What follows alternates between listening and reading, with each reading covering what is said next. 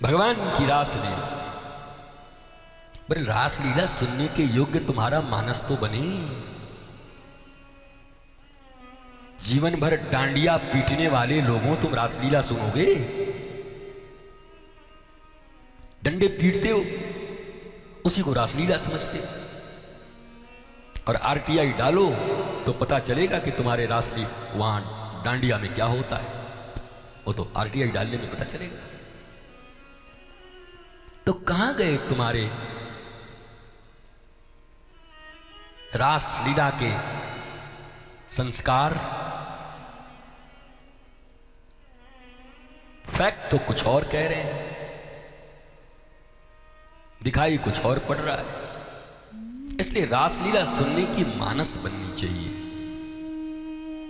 और शायद ये मानस रासलीला केवल गोपी करने नहीं आई थी, भगवान शंकर भी आए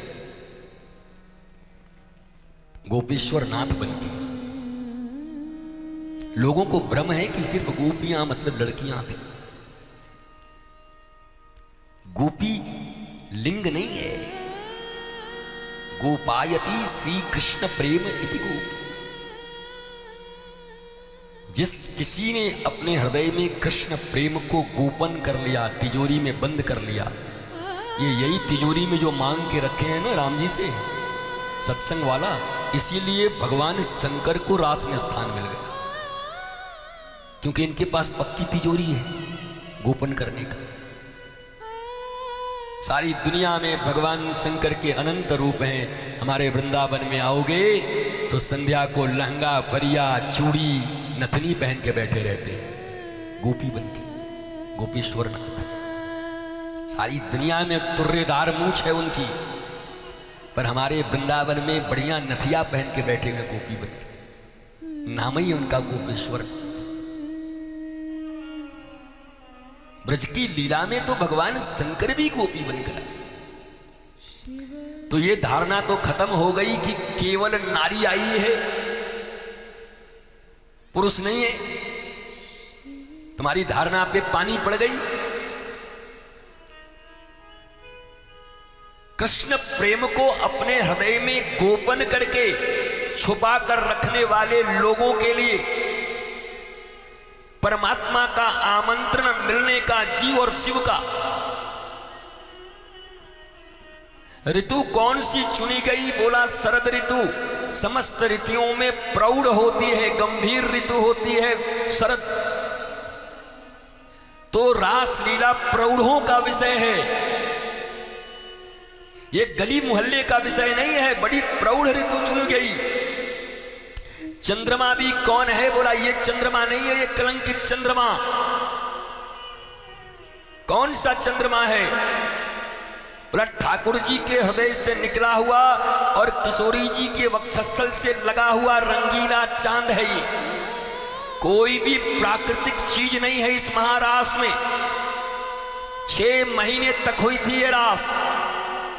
वो रात्रि ही 6 महीने की थी, इसलिए वो प्राकृतिक नहीं है, बनावटी नहीं है, कृत्रिम नहीं है, वो अप्राकृतिक है।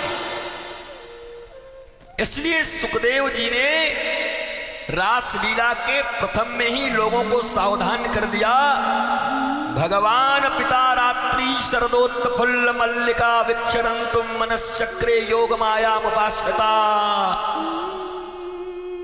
भैया ये लीला करने के लिए साक्षात भगवान आ रहे हैं। नंद का बेटा नहीं है, वसुदेव का बेटा नहीं है, भगवान पिता रात्रि। ताकि बैठे हुए लोगों का दिमाग खुल जाए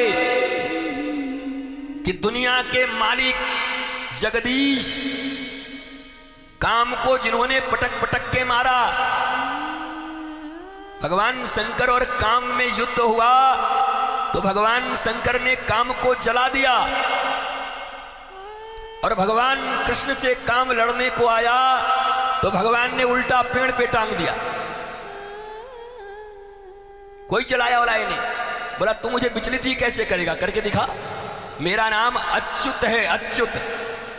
अच्युतम केशवम कृष्ण दामोदरम राम नारायणम अच्युत हूं मैं। और ये नाम कामदेव ने ही दिया था भगवान को कि प्रभु आज से आपका नाम अच्युत है, क्योंकि भगवान शंकर को भी तो मैंने लपेटे में ले ही लिया था।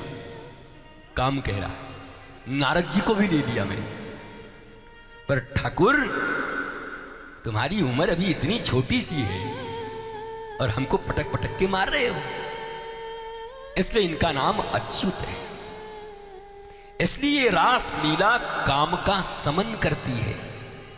किसी के भीतर बड़ी कामना है, बड़ी वासना है, मरता ही रहता है काम में, ठीक से रास लीला सुन ले तो नियंत्रित काम हो जाएगी। अब बताओ, जो लोग रास लीला को ही काम लीला समझते हैं, उनके सामने कैसे इस लीला को कह दें? जिनकी भूमिका बनी नहीं, हल फाल से जोता नहीं गया खेत को और ला करके अपना सबरा बीज डाल करके बर्बाद कर दे, जो 5 किलो वो भी खत्म कर दे। 5 किलो बीज पड़ा है उसको भी ला के ऊसर जमीनी में डाल दे, कहीं उपजाऊ जमीन मिले, कहीं बढ़िया हल चला हुआ मिले, कहीं नहर हो, पानी हो, तब अपने बीज को डाले। इसलिए श्रीधाम वृंदावन को छोड़ करके महाराज की कथा को तो केवल प्रणाम करने का ही विधान है। श्रीधाम में बैठ करके निष्णात सदगुरु भी, और उस समय भी जब तुम्हारा मन हो तब, क्योंकि वृंदावन में केवल बैठ लेने से ही मन नहीं बन जाता कि महाराज जी ब्रज में तो बस जो है भक्त ही है। ब्रज में कंसऊ था, कंस ब्रज के बाहर नहीं था, पूतना भी ब्रज ही में रहती थी। इसलिए ये नहीं कह सकते कि ब्रज में है तो महाराज जी सब, वृत्ति ठीक नहीं तो वहां भी कंस है। यद्यपि वो भूमि प्रेम की है, 90% तो तुम्हारा काम हो जाता है सिर्फ वृंदावन जाने से। अगर ठीक से गए, रज स्पर्श कर लिया, मस्तक पर रख लिया, और कोई संबुद्ध सदगुरु मिल गए तो बात बन जाएगी, महाराज घट जाएगी फिर जीवन में, रासलीला वहीं हो जाएगी महाराज। तो भगवान ने आज उन गोपियों को, गोपों को, उन जीवों को जिन्होंने अपने जीवन से पूतना को मार दिया था, अर्थात जो अपवित्र नहीं रह गए थे, जो पवित्र हो गए, ये सारे वध भगवान ने उन जीवों के भीतर से, जीवों के माध्यम से कराया, तब रास में लेके आए। तुम्हारी पूतना भी जिंदा रहेगी, तुम्हारा तृणावर्त भी जिंदा रहेगा, तुम्हारा सक्तासुर भी जिंदा रहेगा, तुम्हारा अघासुर भी जिंदा रहेगा, तुम्हारा बत्सासुर भी जिंदा रहेगा, तुम्हारा धेनुकासुर भी जिंदा रहेगा, और तुम कहोगे रास में आओ। Then how is it possible?